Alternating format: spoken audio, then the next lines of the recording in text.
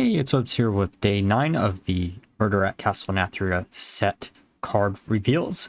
And today we actually got some really surprising cards. One that I would have believed Blizzard learned from the original version of the card, but I guess they didn't. And let's start off with that one. Kael'thas Sinstrider is the first card revealed today, is a neutral legendary minion that costs 6. Has 4 attack, 7 HP, and every third minion you play each turn costs 0. While this isn't as abusable as if it was the original effect with spells, this is still really powerful, and I can't see a world where this doesn't see some play in some type of either combo or aggro based deck. It should in theory count himself as the first minion that you actually play, so you can actually only need to play one additional minion to get a free minion afterwards. I can see plenty of different possibilities that you could actually use this in combination with. For example, the Trench Stalker deck that I put out a week or two ago, where you were trying to get Brawnbeard out on the same turn as a Trench Stalker, is a much easier combo if you only have to play Kael'thas and Bran in order to get a free Trench Stalker to do 16 damage to your opponent's face and whatever 2 or 3 minions they actually have on the board. There's other ways to actually abuse this, such as in Celestial Alignment Druid, if you want to discount all of your minions in your hand by a bunch too. That's probably not going to be the best home for it, but it's still a possibility. You could, in theory, use it in a pirate-based warrior deck, so you can get out Smite for free while also having a bunch of cheap pirates. There's just a lot of possibilities that you could have, and there's probably even more that I can't think of right now. Mana cheat for any class is going to be incredibly abusable, and honestly, this is a card that I'm really afraid of seeing in action. It's going to make some really funny decks though, which is good for me, I guess. Now for the next card revealed, Kryxis, the Voracious, which is the second legendary for Demon Hunter that costs 4, 7 attack, 7 HP. Battlecry, discard your hand, Death Rattle, draw 3 cards. So it looks like the sub-theme for Demon Hunter that we didn't actually know besides relics is going to be basically discard Demon Hunter, or super aggro Demon Hunter, given the fact of the next card that's been revealed. It's cool to see the Devourers being a sub-theme for a class. I would have assumed they would have been for Warlock, because they both do, in theory, have a consumption theme going on, but Demon Hunter makes a lot of sense. Demon Hunter does consume a lot of magic, and the Devourers themselves aren't actually demons, so it makes a little bit more sense going in the Demon Hunter direction. This card could be absolutely insane if you have enough cards where you actually get benefits of discarding your entire hand, but it really just depends if you're going to want to play this in your deck, or you're going to want to play something else. There's not too much synergy, but at the same time, the next card in question that got revealed, which is Magnifying Glaive, which is a 3-cost Demon Hunter weapon with 2 attack, 2 durability. After your hero attacks, draw until you have 3 cards. Between these 2 cards, I would say Super Aggro Demon Hunter is probably back. This should allow you to just spam out a bunch of minions while not worrying about unfilling your hand too much, and honestly is probably a really good card for even just questline Demon Hunter, where decks like this might actually be very relevant. I can't see a world where this one in particular doesn't see play. The legendary might not, just because it is a heavy cost, but at the same time, if you can abuse this card in combination with it, it might be perfectly fine, especially if you can do it on curve. If there are other cards in Demon Hunter that actually rely on getting discarded or so, or even neutral cards, then these cards will probably be incredibly good. But until we see more cards to fit this theme, I don't know how good it's going to be, besides the magnifying glass being used to refill your hand in a super aggro deck. And now for some Druid cards. The first one being Topior, the Shrubbagazzor. Probably mispronounced that name completely, but we'll go with it. It is a 7-cost legendary minion for Druid that is a dragon with 5 attack, 5 HP, and then for the rest of the game, after you've cast a nature spell, summon a 3/3 whelp with Rush. This card is absolutely insane with Dragon Druid, which is already a deck that exists and can easily be abused with Onyxia because it is just going to be a 3/3 whelp whenever you do cast a new nature spell. I can't see a world where this doesn't see play, because even if you don't use it in a dragon druid deck, there is still a lot of possibilities of token druid that could use this easily. A 3/3 body is actually pretty good, especially given the fact most druid spells are nature spells. So it's going to be a very easy condition to fulfill, though it does cost 7, which might make it a little bit harder to actually use, but in the long run it should be a really good card. Now for the other legendary for druid, Sesselie of the Fey Court. Again, probably mispronounced it, but oh well, is a 8 cost legendary minion for druid with 8 attack, 8 HP, taunt, death rattle, draw a minion, reduce its cost by 8. This card is meant to be used with the location card of druid. This is probably the absolute best death rattle that you can possibly use in combination with that currently as it stands.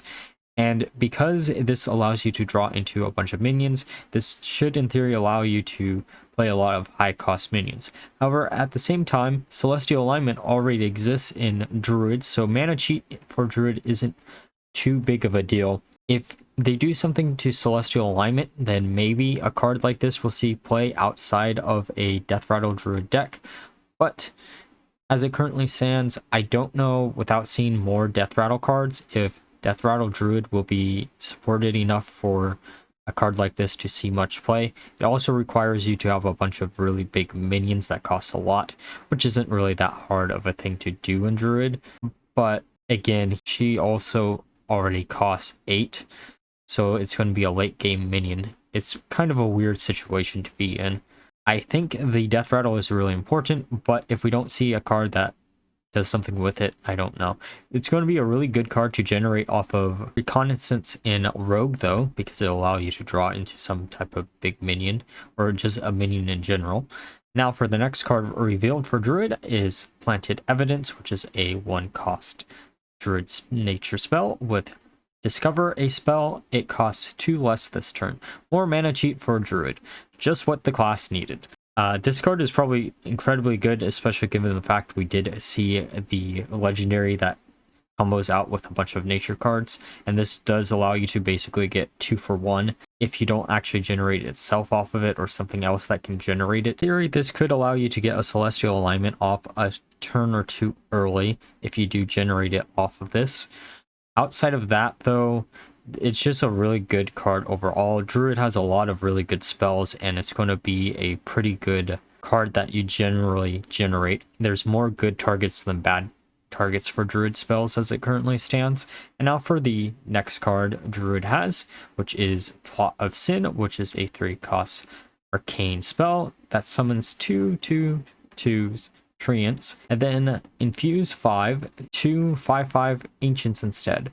So if Treant Druid is actually seeing a lot of support in the set, which it seems like they're getting things that aren't the legendaries for Druid, this card might be good. However, any buffs that give Treants additional buffs aren't going to be as good if you get the infuse off on this. In theory, being able to actually get in the infuse off is actually really good because it's just 10/10 worth of stats for 3 mana, but at the same time you lose a lot of the synergy that you actually generate off of just having the Treants themselves. I think this might see some play if we do see more cards, and we probably will, but Druid's being very tight on space, and I'd rather see some Death Rattle support given the fact that 2 of the key cards for Druid right now has Death Rattle synergy, and I don't think those 2 alone is going to be enough to push a deck like that. And it doesn't have a nature tag, which makes it a little bit worse, especially given the fact we did just see a nature synergy legendary. So I don't know if this will actually see too much play. It could see play in like a aggro Druid deck where you're going to try to use things like multicaster to refill your hand, since this is an additional school of magic that you could use, but Moonlit Guidance in theory would be just a lot better in those cases. And now for Warlock's card, Tome Tampering, which is a 3 cost spell for Warlock that shuffles 1 cost copies of cards in your hand into your deck, and then you discard your hand. So we're actually seeing a discard Warlock support. this makes a lot of sense. We did see a bunch of discard Warlock cards come back into the core set with the new rotation, and this was one of those things that I actually kind of predicted when I was trying to figure out what Covenant abilities and what characters would go to which individual Covenants. It's cool to actually see there's a lot of possible combos that you could do with a card like this, and given the fact that Warlock did get Impending Catastrophe printed in the same set, you in theory could just refill your hand up instantly, and this does have some good discard targets already that exist. I don't know if this card will see play in a discard Warlock deck in general, but I do think this will probably see some play in some type of combo Warlock deck that already exists, such as Phylactery Warlock or something else. There's just a lot of possibilities. It's a lot of mana sheet for just 3 mana. Sure, it puts you behind in your hand if you don't run any of the other discard Warlock support, but honestly, Warlock has a lot of draw power, so I don't know if that's going to be that big of a downgrade if you can actually abuse this as much as humanly possible. Alright, now for the last card revealed, which is Burden of Pride, which is a 4-cost epic spell for warriors that summons 3/1/3 jailers with taunt. If you have 20 or less HP, give them +1/+1. So this is probably a decent card for big warrior if you're trying to generate some early game minions if you're using Vander. However, outside of that, I don't know how much play this is going to see. In theory, it could be good for aggro warrior 2, just because you aren't going to be worried too much about your life total, but most of the time you're just going to get 1/3 jailers instead of 2/4 jailers, mainly because you're going to have probably a lot of armor, since that is one of the directions that warrior actually just naturally goes towards. If you have some ways to actually damage your face before you gain a bunch of armor, this card might be a lot better, but as it currently stands, I don't think 3/1/3 jailers with taunt is enough for this card to see much play. I'm curious to see if we're going to see the jailer boss from Sanguine Depths as a neutral card or for another class, or maybe even warrior, but you never know. We did already see the 2 warrior legendaries for this set, so I doubt it would be for warrior. But we have seen some of the other bosses when it comes to Sanguine Depths as just neutral cards, but I'm going to assume that we'll probably see, or Demon Hunter cards in particular. I'm going to assume, though, we're probably going to see some more of the Castle Nathria bosses before we see the rest of the Sanguine Depth bosses, unless the mini set has them in it. Right, so those were all the cards revealed so far. Let me know down below which ones you're looking most forward to use. And like always, if you enjoyed the video, please leave a like, comment, and subscribe. And until next time, bye-bye.